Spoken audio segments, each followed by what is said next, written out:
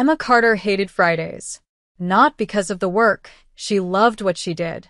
No, she hated Fridays because they always ended with her heart aching in silence as she watched Rachel Thompson disappear into the elevator with her impossibly graceful stride and that perfectly detached smile. It was a routine she'd endured for 3 years. 3 long years of building presentations, drawing plans, leading pitches, and never once getting closer than "good job, Emma," or "have a nice weekend." Every interaction polished and professional, no matter how hard Emma tried to find cracks in Rachel's walls. But tonight was different. The snow had started softly sometime after lunch, flurries kissing the windows, unnoticed behind spreadsheets and CAD files. By 8 p.m., it was an all-consuming storm, whiteout blizzard conditions swallowing the skyline. The city below had gone from vibrant to paralyzed in a matter of hours.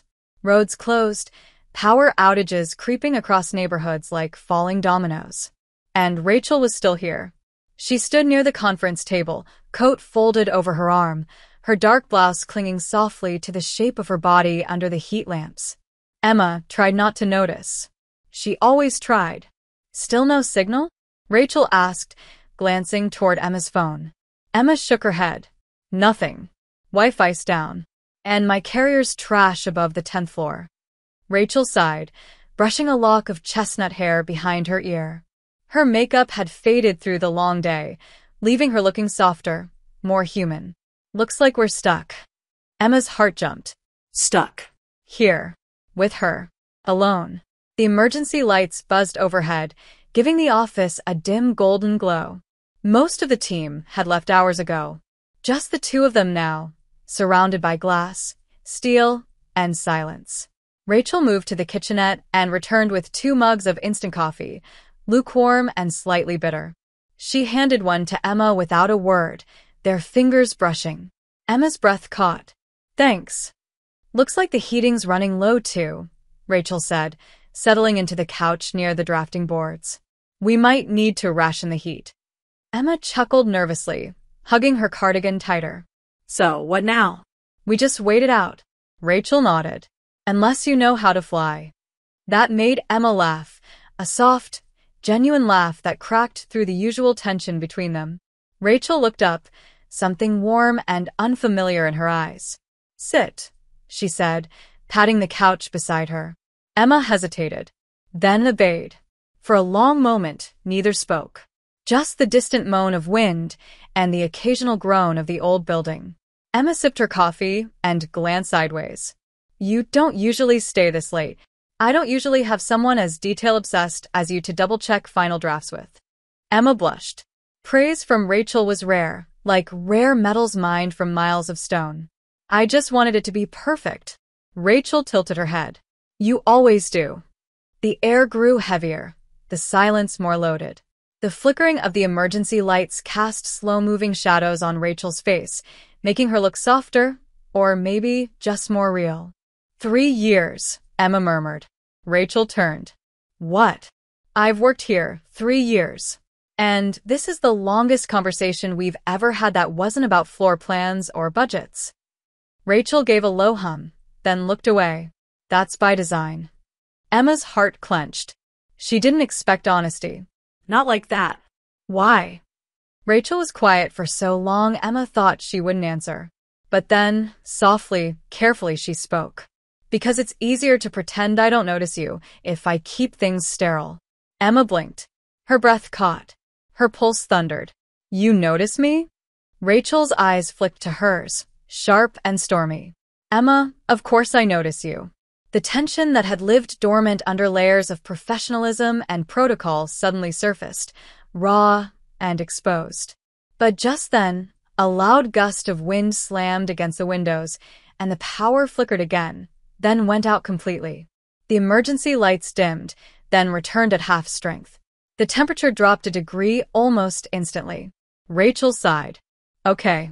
I think we need to make a plan before it gets any colder." Emma stood. "There's a spare blanket in the HR lounge. And candles in the supply closet." "I'll go." Rachel looked like she wanted to protest, but nodded. "Be careful." When Emma returned 10 minutes later, cheeks red from cold, She found Rachel setting up a makeshift bed of couch cushions on the floor near the radiator. Emma handed her the blanket and candles. Minutes later, the two women sat side by side on the floor, legs stretched out, the blanket draped over both of them. The light from the candles softened everything. Edges, faces, secrets. Rachel's arm brushed against hers. Emma didn't pull away. They sat in silence. The kind that says everything. "I hate storms," Rachel whispered. "They remind me I'm not in control." Emma turned to her, surprised. "You always seem so composed." Rachel let out a humorless laugh. "That's the trick, isn't it? Look untouchable, and no one tries to touch." Emma swallowed hard. "Maybe someone should have." Rachel looked at her. Long and slow and devastating. "Maybe." Emma's heart pounded so loud, she couldn't hear the storm anymore. Only Rachel's voice, her breath, the way her eyes didn't look away. But neither of them moved. Not yet.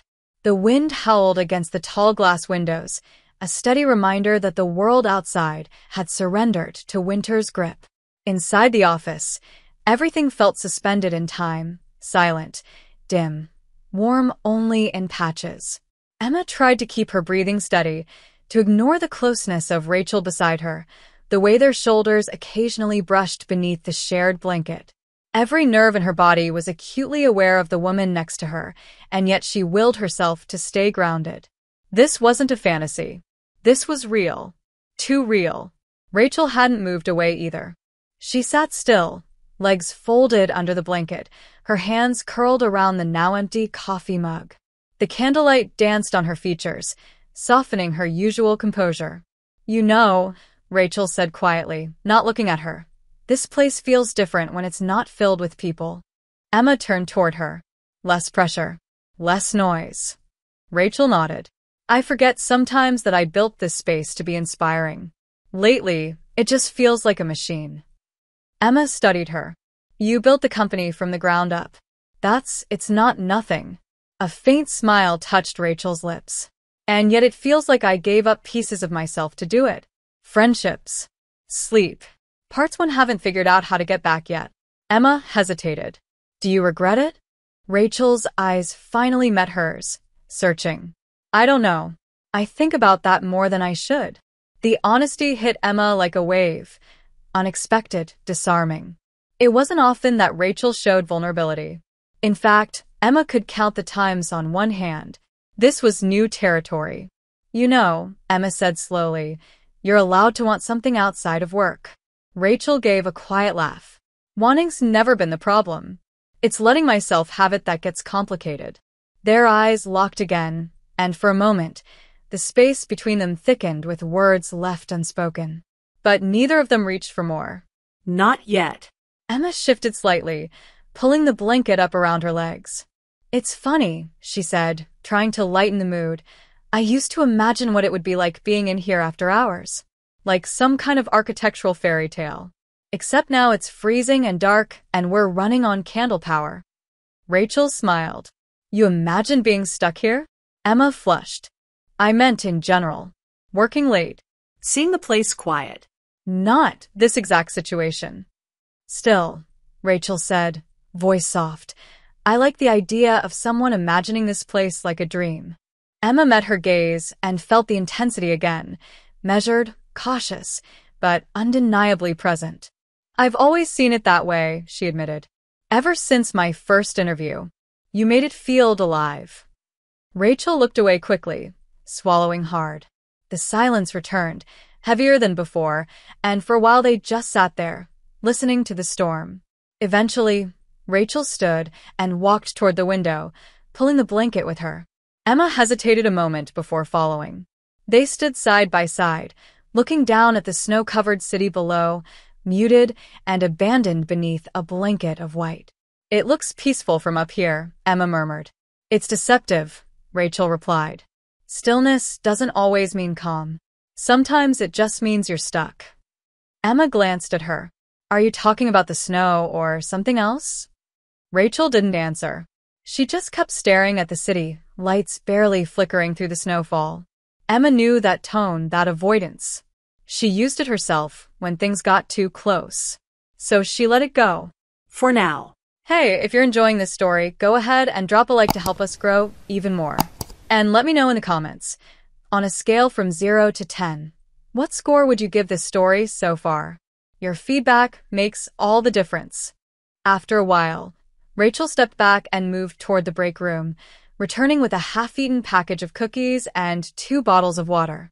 They sat again, sharing the makeshift bed, slowly eating in silence. It wasn't awkward. It was comfortable in a way that surprised them both. What about you? Rachel asked suddenly. What do you want outside of work? Emma blinked. You mean in life? Rachel nodded. Yeah.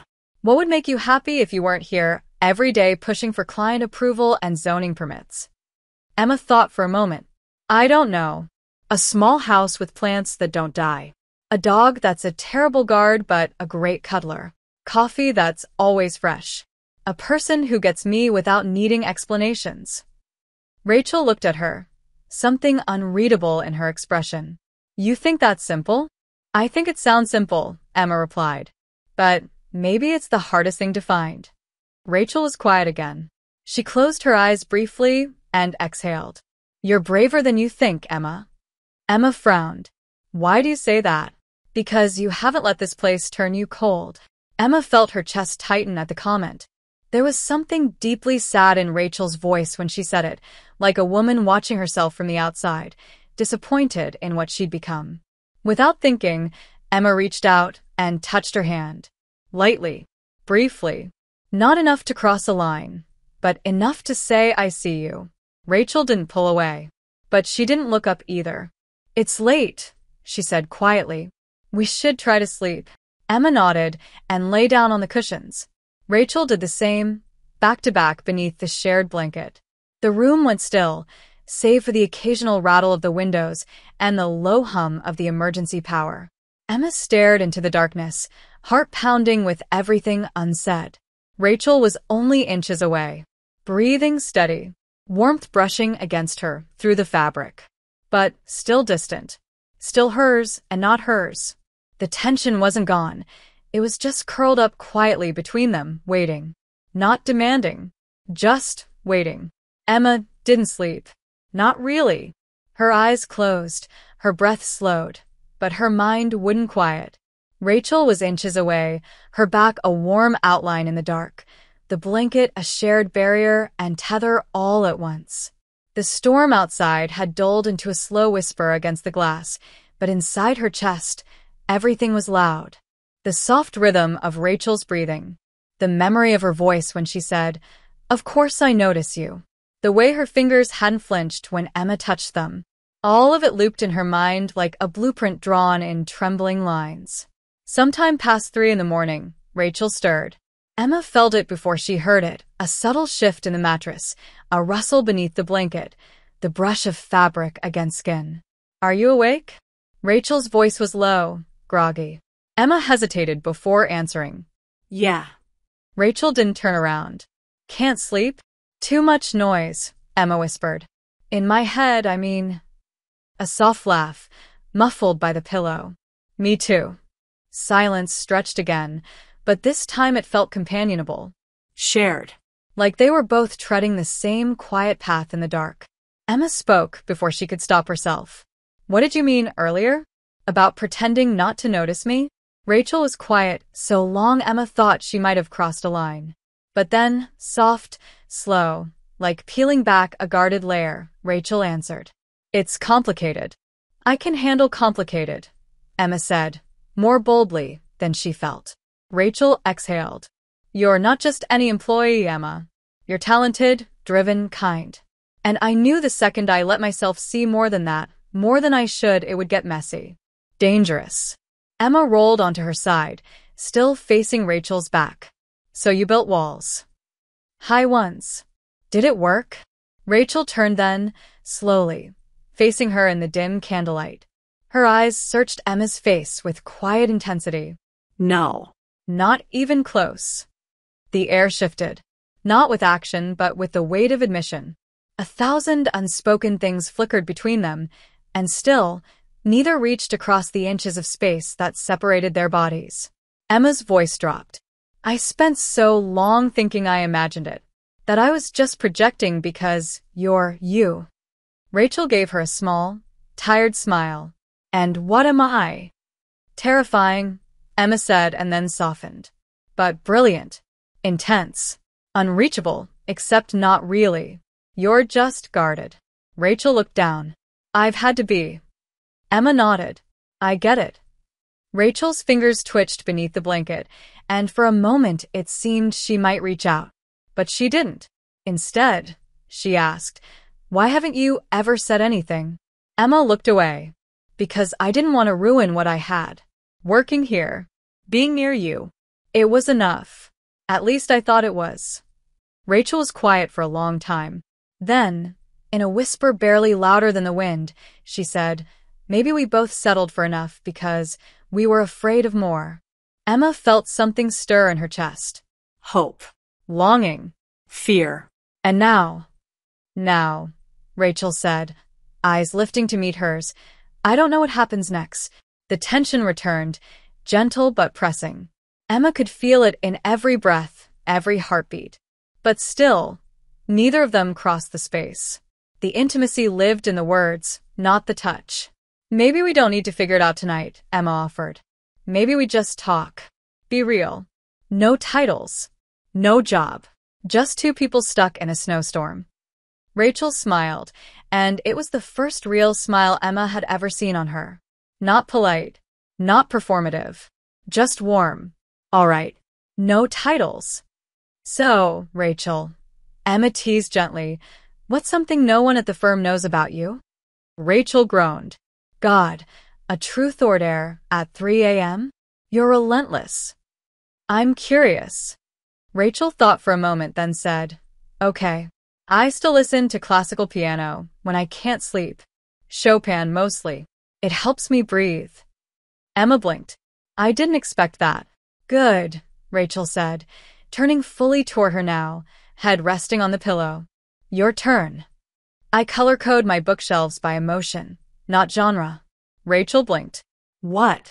Yeah. Like, blue spines are calm, yellow are hopeful, red is heartbreak. I know it's weird. Rachel's laugh was soft, melodic. It's adorable. The moment stretched again, softer now. The vulnerability wasn't sharp anymore. It was comfortable, shared like a blanket. Do you ever think about leaving it all behind? Emma asked suddenly. Rachel raised an eyebrow. The company? The city? The job. The pressure. Just disappearing for a while. Rachel's gaze turned thoughtful. All the time. But I never do it. Too many responsibilities. You ever wonder what you'd be like without all of it? I don't think I'd recognize myself, Rachel admitted. But maybe that's not such a bad thing. Emma shifted closer, just slightly. Not enough to touch. I think you'd still be you. Just lighter. Rachel looked at her, eyes searching. And you? I think I'd be braver. The silence that followed wasn't awkward. It was filled with something electric waiting. But still, no touch. Just proximity. Shared breath. Understanding. Eventually, they both drifted into sleep, closer than before. The storm continued outside, but inside, something had settled.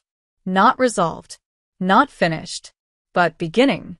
Morning arrived in the form of faint, cold light filtering through the frosted windows. The city outside was buried in snow, pale and still, like a painting left to dry. Inside the office, the candles had long since gone out, and the emergency lights flickered dully, casting weak shadows across the floor. Emma stirred first. Her eyes opened slowly to the sight of Rachel still sleeping, her head tilted slightly toward her, lips parted, one hand curled beneath her cheek. It was a version of Rachel she'd never seen before, unguarded, human, almost delicate. Emma stayed still, careful not to disturb the fragile calm.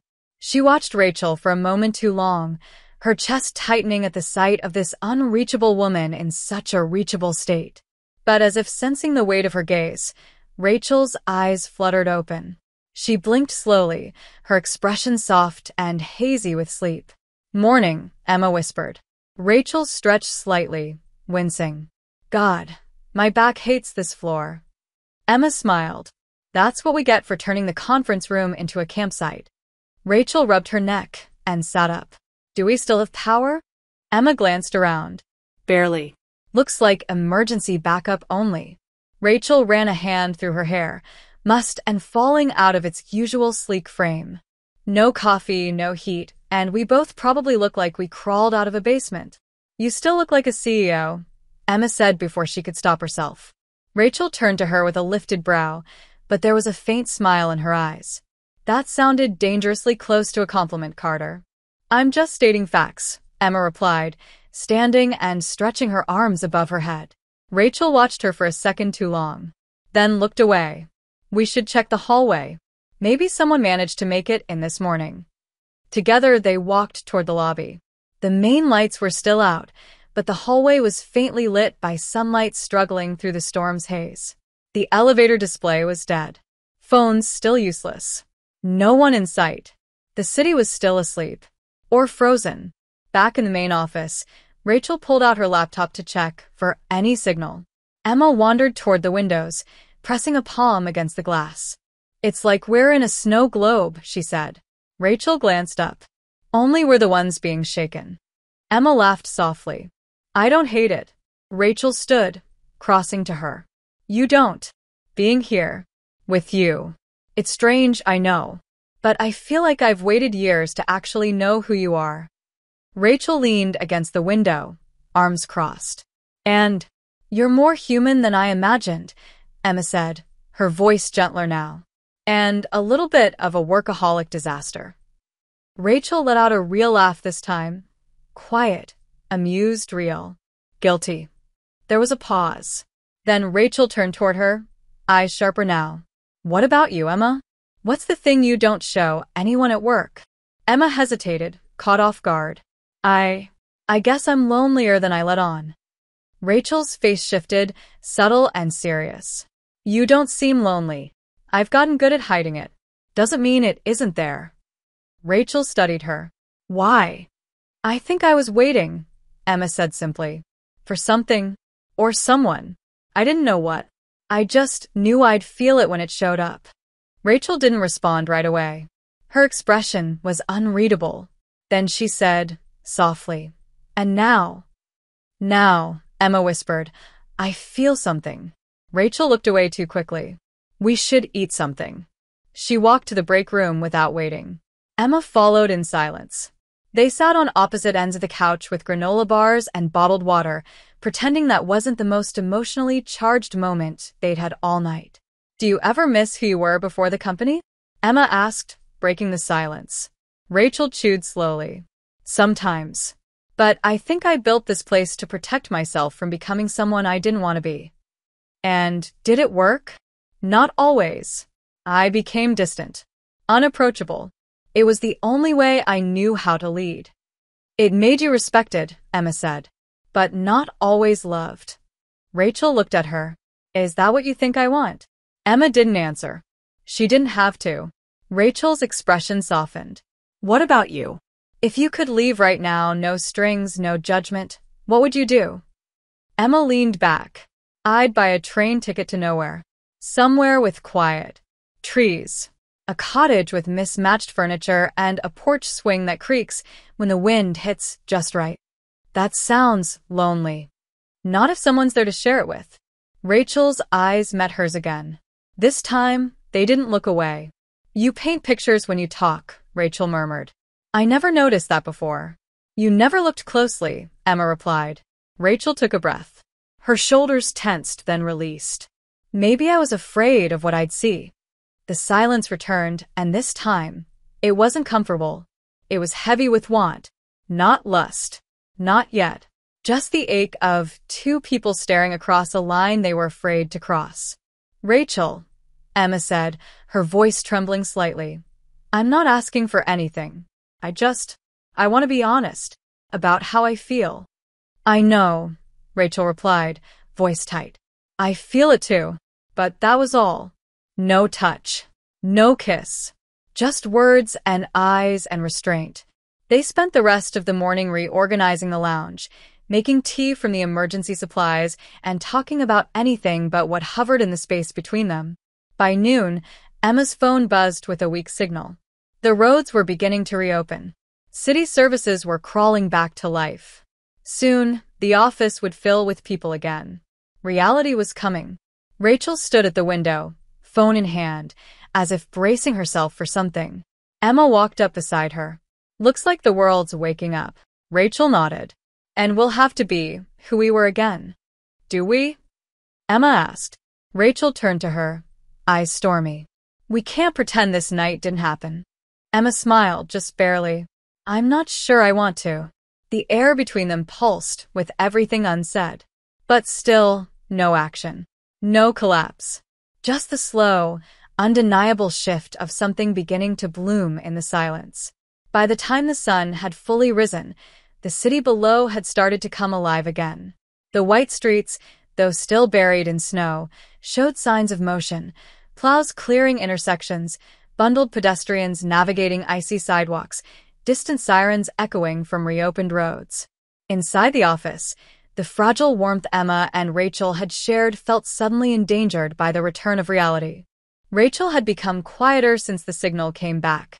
She checked emails, responded to messages, pulled up schedules. Emma tried to do the same, but her hands felt too slow, her mind still tethered to the softness of the night before. Every now and then, their eyes met. Brief. Hesitant. But the weight in those glances said more than either dared to speak aloud. At 12:34 p.m., the elevator dinged. A sharp, metallic sound that shattered the silence between them. The spell broke.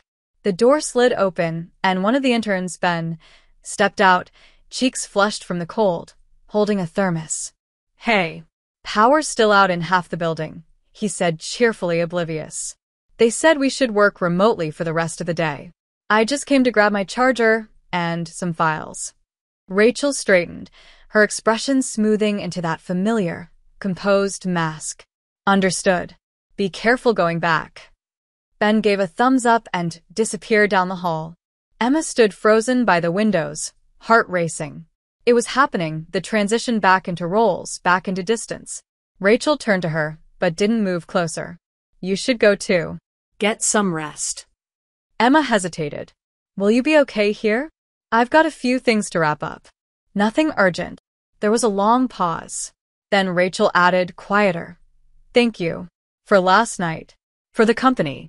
And the honesty." Emma stepped closer, just enough to feel the warmth between them. "I meant everything I said." "I know," Rachel said, eyes flickering. "And I heard you." Another pause. Then Rachel looked down at her hands, almost uncertain. "What we shared, it doesn't disappear because the lights came back on." "No," Emma said, voice low. "It doesn't. But still, nothing more. No touch. No invitation. Just a shared truth hanging silently between them." Emma gathered her things slowly, reluctant to leave. Every movement felt heavy, like she was packing up more than her laptop, like she was folding away the tenderness they had found in the dark. Rachel walked her to the elevator. Before the doors opened, Emma turned to her one last time. "This isn't over, right?" Rachel looked at her, and there was something raw behind the mask. "I don't want it to be." The elevator arrived. Emma stepped in. The doors slid shut. And just like that, she was gone. Back at her apartment, Emma stared out the window for a long time, still wrapped in the coat that carried the scent of Rachel's perfume. She didn't turn on the lights. The silence felt more honest somehow. She thought about every word exchanged, every glance that had lingered too long, and wondered what happened now. The next morning at work was strange. Familiar, but wrong. Rachel was already there when Emma arrived, in a charcoal suit, hair impeccable, eyes cool behind her glasses. Emma passed her office with a nod. Rachel returned it. That was it. The day unfolded like any other. Meetings, emails, phone calls. But it all felt like pretending. At 3:12 p.m., Emma opened a project file and found a note embedded in the architectural layers. Not visible unless you zoomed in on the west elevation. In tiny, faint gray font, the words, "Thank you for seeing me." Emma stared at it for a long time, heart-thudding. Rachel's office door remained closed all afternoon. They didn't speak, but that note sat on Emma's screen like a pulse. A whisper. That night, she dreamed of snow and candlelight and the sound of Rachel's laugh. Days passed. A week. Rachel returned to her usual rhythm, leading meetings, delegating tasks, being flawless. But something had shifted. She no longer avoided Emma's gaze. She lingered a little too long when their hands brushed passing documents. One afternoon, during a site visit, they stood side by side while a client explained budget concerns, and Rachel's fingers barely touched the back of Emma's hand. Not enough to mean anything, but not accidental. Emma didn't pull away. Back at the office, Rachel sent her a message. "Meeting in my office. Just us." 6:30. Emma's stomach twisted. When the time came, she knocked gently and stepped inside. Rachel stood by the window, arms crossed, her expression unreadable. "I wanted to talk before this turns into something unmanageable," she said. Emma shut the door behind her. "Okay. You mean a lot to me," Rachel continued carefully. "More than I can explain. But I have to think about what's at risk. For both of us." Emma nodded slowly. "So do I. But pretending none of it happened isn't protecting us. It's just hurting us in silence." Rachel turned toward her, and for the first time since the storm, she looked vulnerable again. "I'm scared, Emma." "So am I," Emma admitted. "But I'm also tired of hiding from things that make me feel alive." Rachel stepped forward, just slightly. "I don't know how to do this." "We don't have to know. We just have to be honest. One step at a time." Rachel's eyes searched hers. Then, in a voice barely above a whisper, she asked, "Can we stay here? Like this? Just for a moment?" Emma nodded. "As long as you need." They didn't touch. Didn't speak. Just stood in the quiet, breathing the same air, letting the possibility of something more settle gently around them. For now, it was enough. Emma stared at the message on her phone longer than she should have. Coffee? Saturday. No expectations. It had come from Rachel at 11:06 p.m. on a Thursday, long after work hours, long after Emma had convinced herself she would never hear anything personal again. And yet there it was, for simple words that unraveled her breath. Coffee. Saturday. No expectations. Emma read them over and over, the period at the end like a heartbeat. She replied quickly, yes. Tell me where.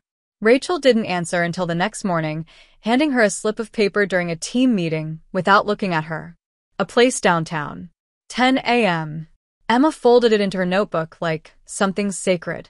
When Saturday arrived, she was already there by 9:45, heart racing beneath her winter coat.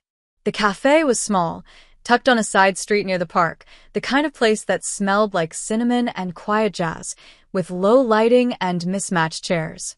Emma picked a seat in the back corner, nerves taut. She wondered how Rachel would appear. Would it be the CEO version, pristine and unreadable? Or the one from that night, wrapped in candlelight and half-whispered truths? When Rachel walked in at exactly 10:01, Emma forgot how to breathe. She wasn't in heels or a tailored blazer. She wore a deep green coat, jeans, boots, her hair loose and curling slightly at the ends. Her face looked softer, more open, as though she hadn't slept much, but had decided not to hide it. Emma stood, unsure if she should hug her, but Rachel only gave her a faint smile and sat down across from her. Hi, she said. Emma smiled back. Hi. For a moment, silence settled between them. Then Rachel glanced toward the counter. Do you want something? I'll get it. Emma shook her head. Already ordered. Yours too. Rachel blinked. You remembered how I take it? 2 sugars, no cream, extra hot, Emma recited. Rachel looked at her like she wasn't sure whether to be flattered or terrified. You really do pay attention. Emma shrugged. You're not that easy to ignore. Rachel exhaled a quiet laugh, then looked down at the table. This feels weird. In a good way or a bad way? In a way that makes me wonder what the hell I'm doing. Emma reached across the table, barely brushing Rachel's fingers. You're being brave. Rachel didn't pull away. I don't feel brave. Neither did I. But then you messaged me. Their drinks arrived. Rachel took a long sip, as if needing something to focus on. Emma watched her carefully. You don't have to say anything, she said softly. This doesn't have to be a big moment. Rachel looked up. But it is. Emma didn't answer. She didn't need to. They both knew. Rachel sat back, fingers wrapped tightly around her cup. I've spent most of my adult life building things I could control. Plans. Teams. Reputations. Even relationships, if you can call them that. I kept everything neat, manageable. And then you showed up, and suddenly I couldn't categorize you. Emma smiled faintly. Sorry. Don't be. You made me feel things I wasn't prepared for. That night in the office, it broke something open. Something I'm not sure I can close again. Maybe you don't have to. Rachel looked at her, and there was something almost pleading in her eyes. I'm not good at this. At wanting something and letting myself have it. Especially when it's complicated. Emma nodded. I don't expect easy. I just want real. Rachel's hand inched closer on the table, and Emma met it halfway. Their fingers touched, laced. Still tentative. Still cautious. But it was a beginning. They talked for 2 hours, about work, music, childhood memories, books they loved. Nothing dramatic, just small pieces of themselves laid out like puzzle fragments. When they finally left the cafe, the air outside was crisp, snow piled on the sidewalks but melting at the edges. Rachel walked beside Emma in silence for a few blocks before stopping near the park entrance. I should go, she said. I have a call in an hour. Of course, Emma said, even though she didn't want it to end. Rachel hesitated, then pulled off one glove and brushed her fingers along Emma's wrist, light as breath. This doesn't have to be fast, she said. But I want to keep going. If you do. Emma smiled. I do. Rachel nodded, lips curving into something close to peace. Okay. Then I'll see you Monday. Monday, Emma repeated, holding her gaze. Rachel turned and walked away, and Emma watched her until she disappeared around the corner. Her fingers still tingled from the touch. The rest of the weekend passed in a strange blur. Emma couldn't stop replaying their conversation, the warmth of Rachel's voice when she laughed, the way her fingers had lingered, her eyes softer than ever before. On Monday, everything was the same on the surface. Same office. Same meetings. But Emma could feel it in the air, something invisible but real. At noon, a post-it note appeared on her keyboard. 7:30 p.m. Rooftop. Dress warm. No signature. No need. Emma waited all day with a restless tension that made work feel like a distraction. At 7:28, she was on the rooftop, bundled in her coat and scarf. The city lights glimmered below like a sea of fireflies. Rachel arrived 2 minutes later, holding a thermos and 2 mugs. I figured if we're going to keep breaking the rules, we might as well enjoy the view. Emma laughed. What is it with you and caffeine-based dates? Coffee's honest. It doesn't pretend to be anything it's not. They sat on a bench near the edge, sipping quietly, the skyline stretching endlessly in front of them. No pretense. No roles. Just 2 women who had stopped pretending they weren't pulled toward each other. Rachel leaned back, exhaling. This is terrifying. I know, Emma said. But it's also kind of beautiful. Rachel turned to her. Thank you for waiting. For being patient with me. You're worth the wait. And though their hands didn't touch this time, though there were still layers between them, something undeniable had shifted. The distance was no longer fear. It was choice. It was space given out of care, not avoidance. It was trust, quietly forming brick by brick, strong, deliberate, and sacred. Tuesday morning came like any other, and yet Emma felt different. Not because anything had been said out loud. Not because lines had officially been crossed. But because everything had shifted quietly beneath the surface. The rooftop meeting with Rachel had left her skin tingling for hours afterward. Not from cold, but from the nearness, the openness, the sense that something fragile and rare was blooming between them. And Emma could feel it now, in every glance exchanged through glass walls, in every brief meeting where their hands almost touched, in the notes Rachel left like whispers buried inside blueprints. But the office had its own eyes. It was subtle at first. Longer looks from coworkers, the occasional pause in conversation when either of them entered a room, a question that felt innocent but wasn't. "You two work late a lot lately, huh?" someone from accounting said in the break room. Emma smiled and said nothing. But the air around her seemed to vibrate. She knew how it worked. People watched, people guessed. And though she and Rachel hadn't done anything to violate rules, the very suggestion of something was dangerous. Especially here. Especially now. That afternoon, while Rachel presented to a client in the main boardroom, Emma watched her from the far end of the table, the way her hands moved as she spoke, the way her voice held calm like a practiced melody. Emma felt her pulse trip over itself when Rachel glanced at her mid-sentence and held her gaze for just a second too long. Afterward, Rachel passed her in the hallway, close enough to brush her shoulder. She didn't speak. She didn't need to. At 6:42 p.m., Emma received a message on her work email, subject line, "Sketch review, confidential." The attachment was a floor plan, but tucked into one of the corner notes, in fine gray letters, was a single sentence: "It's getting harder not to reach for you." Emma's breath caught in her throat. She saved the file under a name she'd remember, closed her laptop, and headed for the stairwell. A few minutes later, they met on the rooftop again. The wind was sharp this time, but Rachel had brought 2 cups of tea instead of coffee. No words at first, just shared silence and the sound of the city rumbling beneath their feet. "I think they're starting to notice," Rachel said at last. Emma nodded. "I know.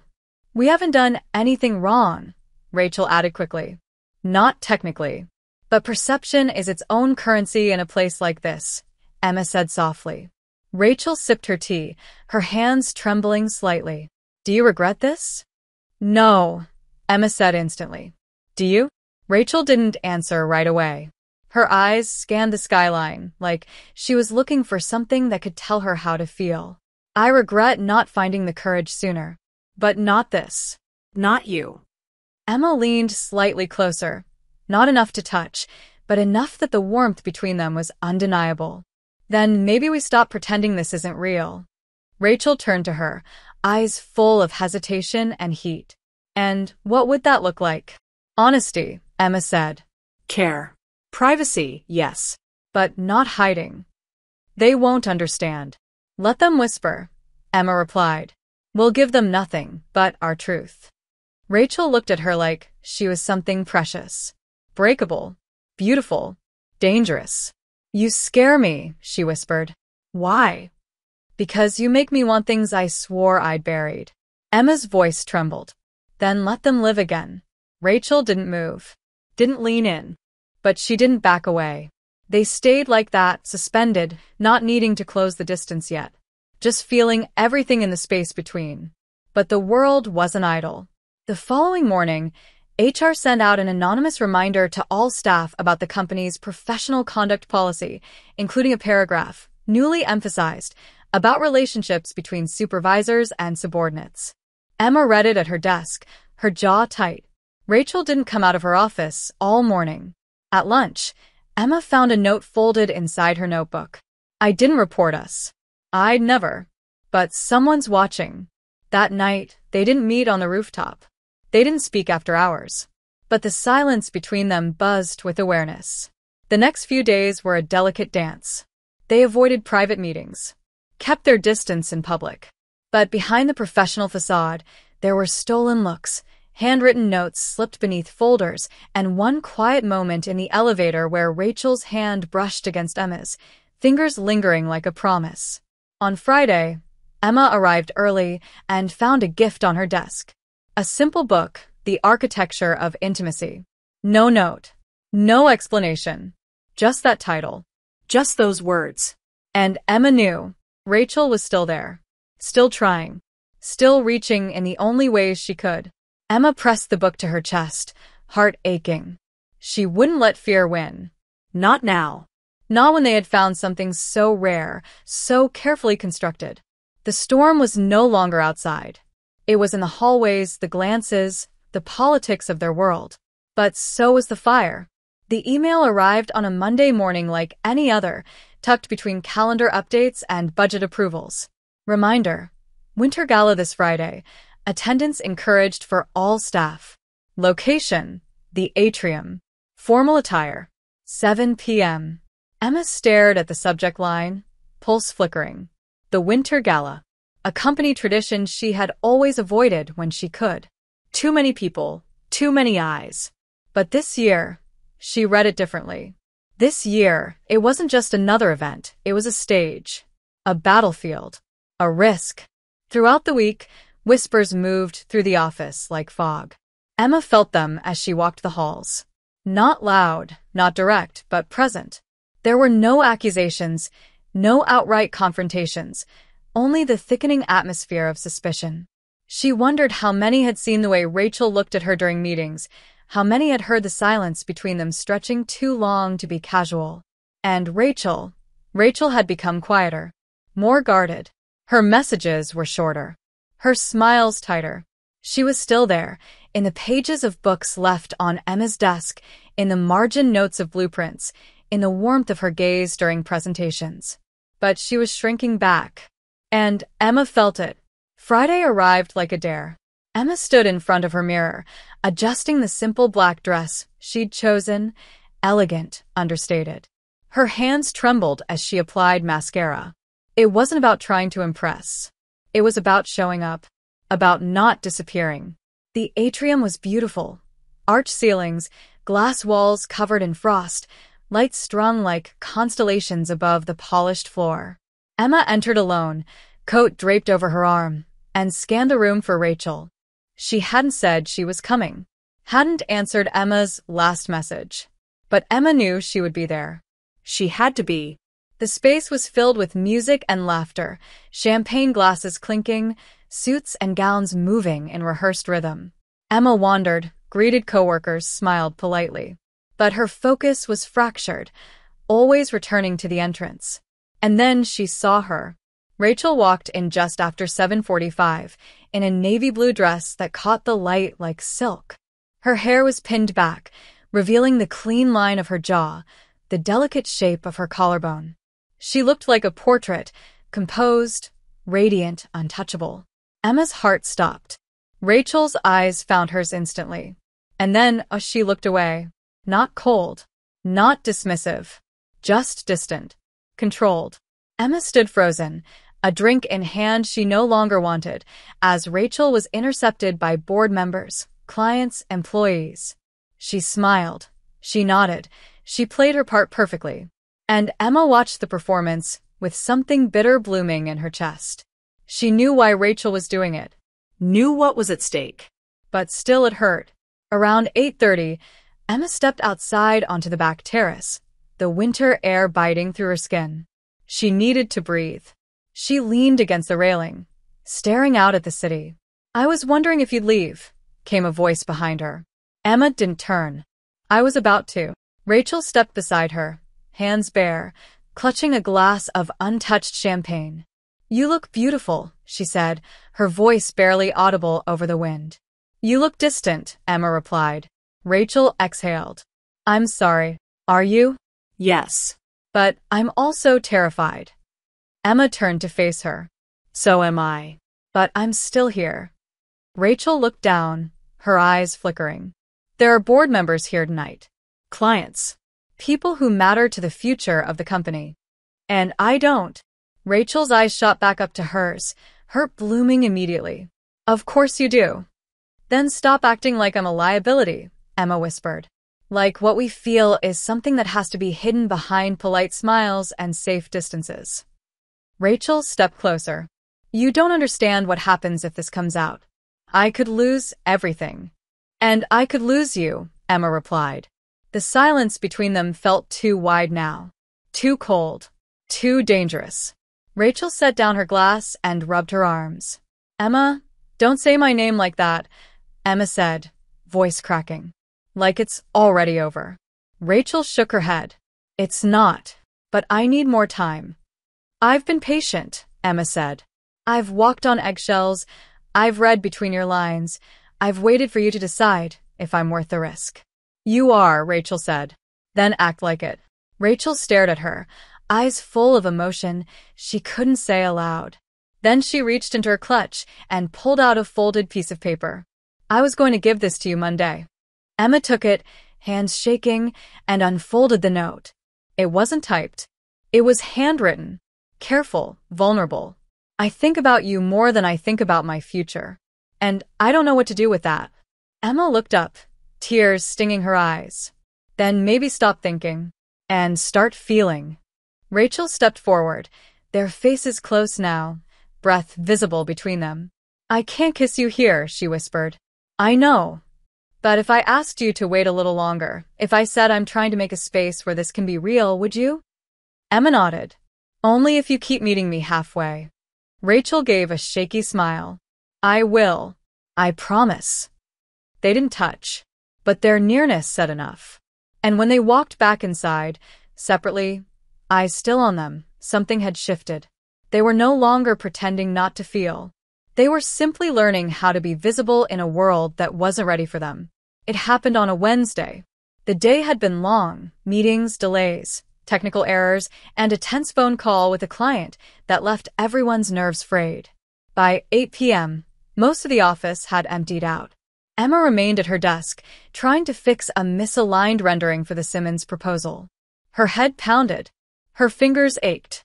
She was about to close her laptop when Rachel's voice came from behind her. You shouldn't still be here. Emma turned. Rachel stood in the doorway to her office, one hand on the frame, her expression unreadable. Neither should you, Emma replied. Rachel didn't smile. Come inside. Emma hesitated, then rose and followed her. Rachel closed the door gently behind them.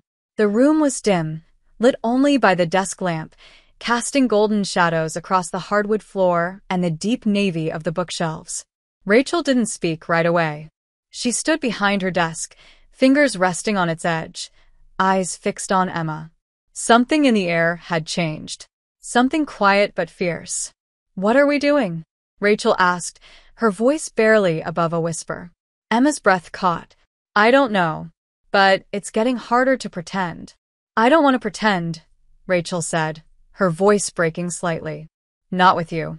Emma took a step closer. Then don't. Rachel let out a shaky exhale.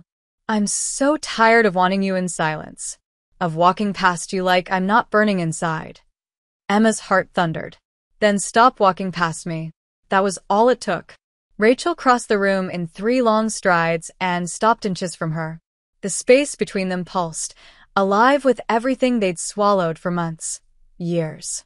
Emma could feel her breath, smell the faint scent of her perfume, see the storm flickering behind her eyes. Are you sure? Rachel whispered. If we cross this line, there's no going back. Emma's voice trembled. I crossed it a long time ago. Rachel reached out, her fingers brushing the side of Emma's face.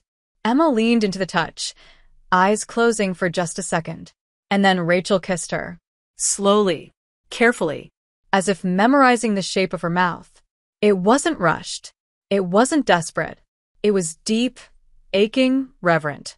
Like she had dreamed of this for so long she forgot what it meant to touch something she couldn't lose. Emma's hands found Rachel's waist, drawing her closer, their bodies fitting together like pieces that had always known where they belonged. The kiss deepened, but it never lost its tenderness. It was vulnerability in motion, lips trembling, fingers unsure, hearts exposed. When they finally pulled apart, Rachel rested her forehead against Emma's. I've wanted this for so long it hurts. Emma smiled softly. Then let's stop hurting. Rachel kissed her again, slower this time, and Emma felt the weight of every unsaid thing melt between them. They didn't speak much after that. Rachel locked the door. Emma turned off the desk lamp. And in the low light of the office that had once felt like a cage, they created a sanctuary. No rush, no fear, just the careful, sacred unraveling of armor. They undressed each other with reverence, pausing when breathing became too loud, touching only where trust allowed. It wasn't about urgency, it was about presence. The heat between them built slowly, layered in soft gasps, whispered names, and the press of bare skin. Emma had never been touched like that, with such care, such focus. And Rachel, who had spent years building walls to keep herself safe, now trembled beneath hands that asked for nothing but truth. The night unfolded in quiet waves, and when they lay tangled on the couch afterward, wrapped in the discarded blanket from weeks before, it felt like time had folded around them. "What now?" Emma whispered into the silence. Rachel traced her fingers across Emma's arm. "Now we stop running from it. And work," Emma asked, her voice thick with sleep and uncertainty. "We take it slow. Careful, but not hidden. Not like before." Emma turned to her, searching her face. "You mean that?" "Yes," Rachel said. "You're worth being brave for." Emma felt tears press at her eyes, and she pulled Rachel closer, burying her face in her neck. They stayed like that, holding each other in the warm dark, no longer bound by silence. For the first time, Emma didn't feel like she was waiting, and Rachel didn't feel like she was hiding. They were just together, in whatever shape that would take. And it was enough. Emma woke slowly, her body wrapped in warmth that wasn't just from the blanket. Rachel's arm was around her waist, her breath soft against the curve of Emma's neck. The office was still cloaked in silence, the dim pre-dawn light barely touching the edges of the room. For a long moment, Emma didn't move. She simply listened, to the sound of Rachel breathing, to the way her own heart beat slower in this quiet place that had once been all tension and control. Last night it happened. Finally. Fully. It hadn't been a mistake. It hadn't been rushed. It had been everything, careful, vulnerable, real. But now it was morning. And with the sun would come consequences. Emma gently turned to face her. Rachel was awake. Her eyes were open, already watching her. "Hey," Emma whispered. Rachel's fingers brushed a strand of hair from Emma's face. "Hey. You didn't sleep?" "A little. Mostly. I just didn't want to miss anything." Emma smiled softly. "Me neither." There was a pause, the kind that carried the weight of what came next. Rachel sat up slowly, gathering the blanket around her. "We should probably not still be here when people arrive." "Right." Emma forced herself to sit up too. Her clothes were scattered across the room, her blouse half-buttoned, her heels kicked near the filing cabinet. Rachel moved with quiet efficiency, pulling her dress back on, fixing her hair in the reflection of the dark computer monitor. But the grace she carried was softer now. Less armor, more skin. Emma dressed in silence, watching Rachel out of the corner of her eye. Neither of them spoke until they were both fully presentable again. Or pretending to be. Rachel turned to her. "Last night," Emma stepped forward, "was real. Don't take it back." "I'm not," Rachel said quickly. I want to protect it. And you. Then don't disappear on me." Rachel's face tightened slightly, but she nodded. "I won't." They left the office one at a time. Emma first, Rachel 10 minutes later. The cold outside was sharp, but Emma didn't feel it. Her skin still hummed with the memory of hands and whispers. The rest of the day moved slowly. At her desk, Emma replayed everything in her mind. The first kiss, the quiet after, the way Rachel had looked at her like she was something sacred. But the office was different now. People were watching. Closer. More curious. Emma caught glances she couldn't unsee. Hushed conversations that stopped when she walked past. Rachel stayed behind her office door most of the day, emerging only for a client call. When their eyes met in the hallway, there was something in Rachel's face that Emma couldn't read. Tension. Regret. Fear. At lunchtime, Emma stepped outside to breathe. Her phone buzzed. A message from Rachel. "We need to talk. My place. 8 p.m. Emma responded with one word. Okay. The hours until then stretched painfully. When Emma arrived at Rachel's apartment that night, she was nervous. It was the first time she'd seen this side of her life. Intimate, domestic. Rachel opened the door barefoot, in a soft sweater and jeans. No heels. No mask. Just Rachel. "Come in," she said quietly. The apartment was warm, filled with plants and shelves of books and architecture models. It felt like a hidden version of her, a woman who loved order but longed for softness. Emma sat on the couch, Rachel across from her. Not too close. I wanted to talk before anything outside of us tried to decide this for us, Rachel began. Okay. I want this, Emma. I want you. But I also have to be smart. About the company. About the people we lead. About perception. I understand. Do you? Rachel asked. Because this morning, when I saw everyone looking, I panicked. I thought, I can't lose what I built. And you think you'll lose it because of me? Emma's voice cracked slightly. No. Because of me. Because of how I've chosen to lead. I set a standard. I built walls. And now I'm tearing them down in front of everyone. Emma leaned forward. So change the rules. Let them see that vulnerability isn't weakness. Rachel shook her head. It's not that simple. But it's not impossible. Rachel was quiet. I need time. I need to figure out how to hold both. And what do I do in the meantime? Wait. Just a little longer. We've already waited years. Rachel stood and walked toward her. I know. I hate it. But if we push too hard now, we risk everything. Emma rose too, standing just inches from her. Then don't shut me out while you're figuring it out. Rachel lifted a hand and cupped her cheek. I won't. They kissed again, slower, more desperate, like trying to remember something they'd only just learned. When they parted, Rachel whispered, Stay tonight. Emma hesitated. Are you sure? I don't want to be alone with this. Not tonight. So Emma stayed. Not for passion this time, but for presence. They lay side by side in bed, clothed, hands clasped between them, hearts beating in a rhythm that was no longer quite so afraid. Sleep came slowly, but it came. And in the quiet, they found a new kind of safety, not in hiding, but in choosing. Choosing each other. Even if the world wasn't ready yet. It started with a closed-door meeting. Rachel's door. Thursday morning, less than 48 hours after the night Emma spent in her apartment, and everything already felt off. Emma had arrived early, as usual, but the hallway buzzed with something she couldn't quite name. Not panic, not chaos. Just tension. Coiled and waiting. At 9:06 a.m., Alan Drexler, the board liaison and one of the most conservative figures in the company, stepped out of Rachel's office, his mouth tight, his eyes sharp. He didn't look at Emma as he passed. Rachel didn't leave her office for the next 2 hours.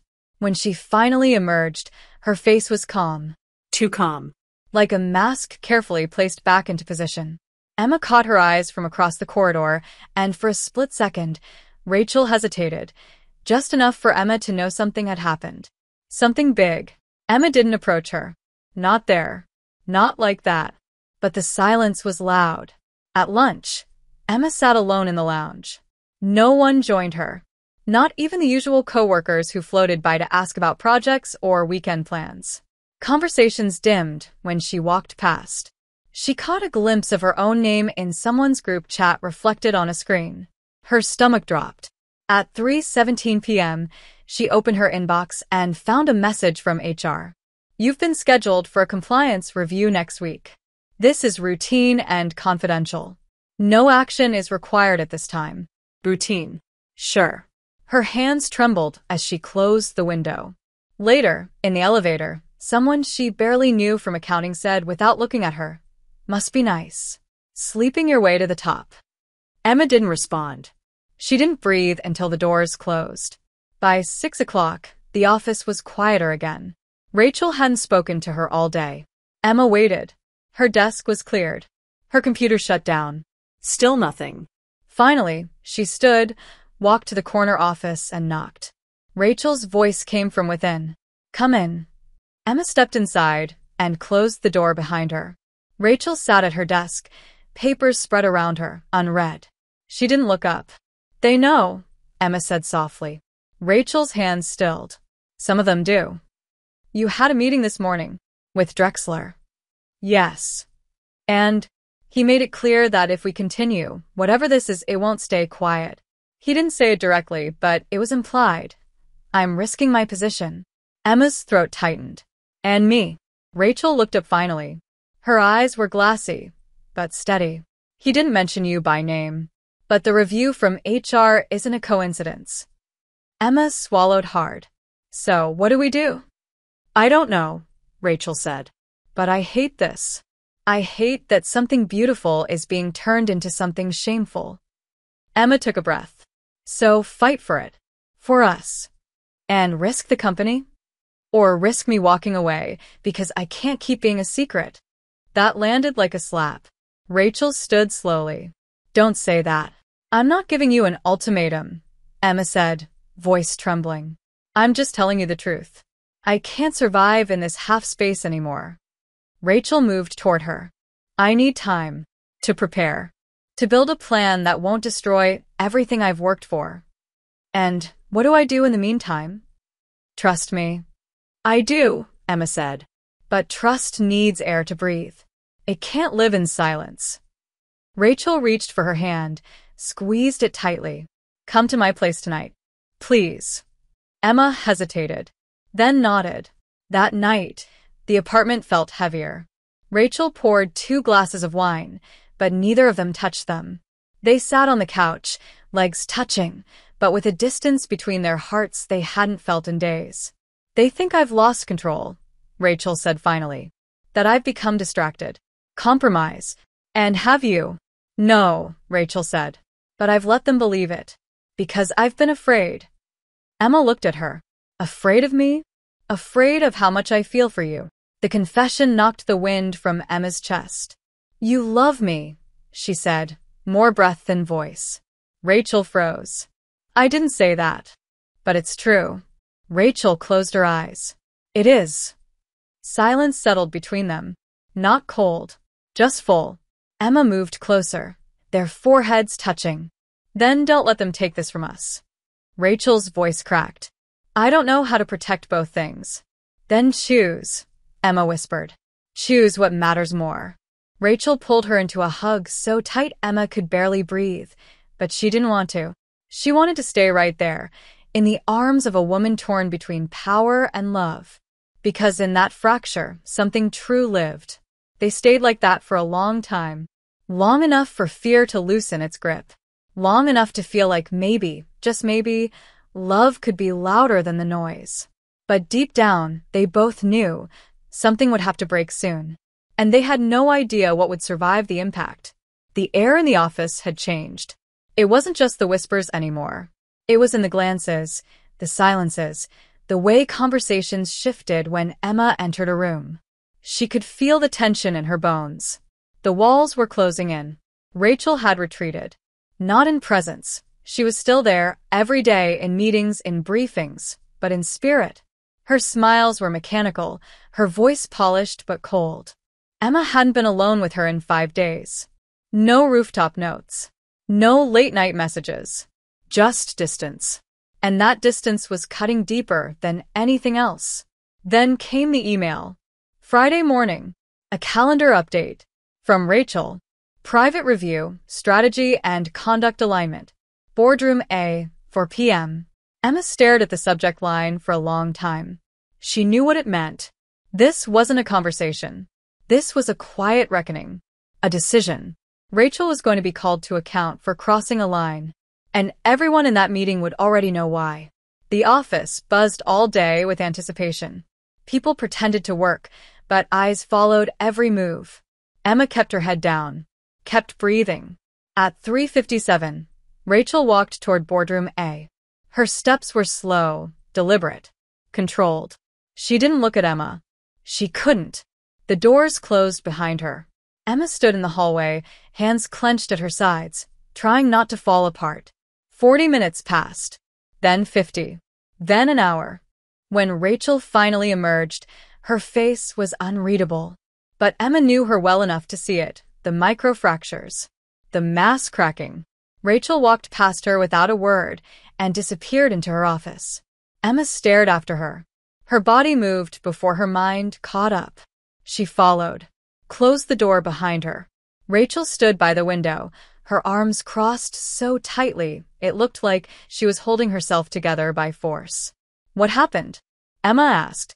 Rachel didn't turn around. They gave me a choice. Emma's breath caught. What kind of choice?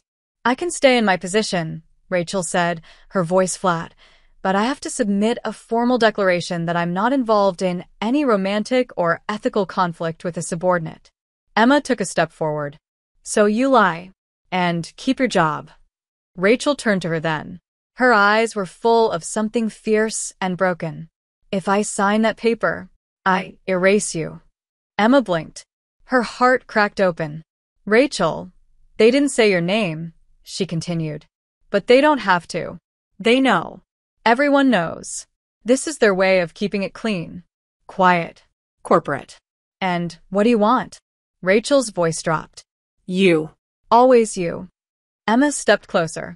Then don't let them turn me into a secret again. Rachel shook her head. It's not just about them. It's about me. About the standard I set. The woman I told the world I was. Controlled. Above it all. You can be strong and still choose love. No one ever taught me how. Emma reached for her hand. Then let me show you. Rachel looked at her, eyes brimming. They'll never respect me the same way again. But will you still respect yourself? Rachel closed her eyes. I don't know. I do, Emma said. Because I've seen the version of you that fights for what matters. She's worth everything. Silence. Sharp. Trembling. Rachel let go of Emma's hand and walked to her desk. She pulled out a single sheet of paper. The declaration. Emma stared at it. Are you going to sign it? Rachel didn't answer. She just sat down and stared at the pen. Emma's voice shook. I can't ask you to give up everything. But I can't be erased either. Not again. Rachel looked up, pain etched into every line of her face. I know. Then choose. Rachel picked up the pen. Her hand hovered over the signature line. Time slowed. Breath thickened. Emma turned to the door, chest caving in. I can't stay and watch you disappear. She reached for the handle. Emma, Rachel said. Emma froze. Don't go. Emma looked back. Rachel stood now, the paper torn cleanly in half, the pieces falling like snow to the floor. I choose you. Emma stared at her, stunned. You just... I'm done hiding, Rachel said, voice trembling but sure. Let them talk. Let them judge. I won't trade you for silence. Emma's eyes burned. She rushed to her, pulling her into a kiss that was urgent and shaking and full of relief. When they broke apart, Rachel whispered, I'm scared out of my mind. Good, Emma said, her forehead pressed against hers. That means it's real. They stood there in the middle of Rachel's office, two women who had crossed every line one by one, and finally decided to stop pretending the lines mattered more than the love between them. The world would push back. It always did. But they were ready now, because this time, they weren't standing on opposite sides of a closed door. They were side by side, ready to face whatever came next. By Monday morning, the story had spread, not because Rachel or Emma told anyone. They didn't need to. Word traveled faster than truth. Rumors wrapped themselves in assumptions, and assumptions became conversations. Rachel had chosen not to submit the declaration. She hadn't resigned. She hadn't explained. She simply continued, walking into the office in a tailored navy blazer, chin lifted, eyes focused. But this time, she didn't look past Emma when she arrived. She looked at her, held her gaze, didn't blink. That was enough. People noticed. People always noticed. Emma arrived 10 minutes later. Her posture was different, straight-backed, calm. She didn't flinch when a coworker stared too long or when a whisper died mid-sentence behind her. For the first time in weeks, she didn't feel like she had to apologize for existing. She wasn't a secret anymore. That afternoon, during a presentation review, Rachel stood at the front of the room, outlining a complex proposal. She was sharp, articulate, commanding. Emma sat at the table, taking notes. Their eyes met once, brief, intentional, and Rachel didn't look away. When the meeting ended, there was a pause in the room. Like the tension had shifted. Not disappeared, but changed. That night, Rachel sent an email to the full staff. No names. No confessions. Just a simple line embedded at the bottom of the weekly company update. We are at our strongest when we lead with clarity, courage, and humanity. It was subtle, but the message was clear. The leadership had changed. And with it, the rules. Some resisted. Of course they did. There were closed-door meetings Emma was never invited to. Whispers Rachel didn't acknowledge. A few board members expressed concerns about blurred boundaries. But Rachel responded the same way every time, with excellence, with results, with calm. She didn't need to argue. Her work spoke louder. Emma kept her focus, too. She hit every deadline, brought in 2 new clients within 3 weeks, quietly reminded them all that she was here because she belonged, not because of who she loved. The days passed, then a week, then 2. Slowly, the storm calmed. The whispers faded. The glances softened. One morning, Ben from accounting walked up to Emma in the break room. "Hey," he said. "Just wanted to say, you're brave as hell. Both of you." Emma blinked. "Thank you." He nodded. "It's about time someone broke the glass without bleeding out." Emma smiled. That afternoon, Rachel asked her to stay late. Not for a meeting. Not for a secret. Just for time. They sat in her office as the sun set through the glass, soft gold pouring across the floor. "How are you?" Rachel asked. "Exhausted," Emma said. "But I'm okay. We're okay." Rachel reached across the desk and took her hand. "I think we're more than okay." Emma looked down at their joined fingers. "Did you ever think we'd get here?" "I used to think getting here meant giving something up," Rachel said. "Now I know it meant finding something I didn't believe I deserved." "You do," Emma said. "You always did." Rachel stood and walked around the desk. "Come with me." "Where?" "You'll see." They took the elevator to the rooftop. The same rooftop that once held secrets and silence and snow. Now it held them differently. The wind was warmer. The city was lit beneath them, not cold, not distant. Alive. "I used to come here to hide," Rachel said. To breathe. To try and feel less alone. Emma stepped closer. "And now," Rachel turned to her, "now I come here to remember what I almost lost."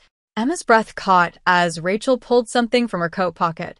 A small velvet box. "Before you panic," Rachel said, smiling, "it's not a proposal. Not yet." Emma laughed, breathless. "What is it then?" Rachel opened the box. Inside was a ring. Simple.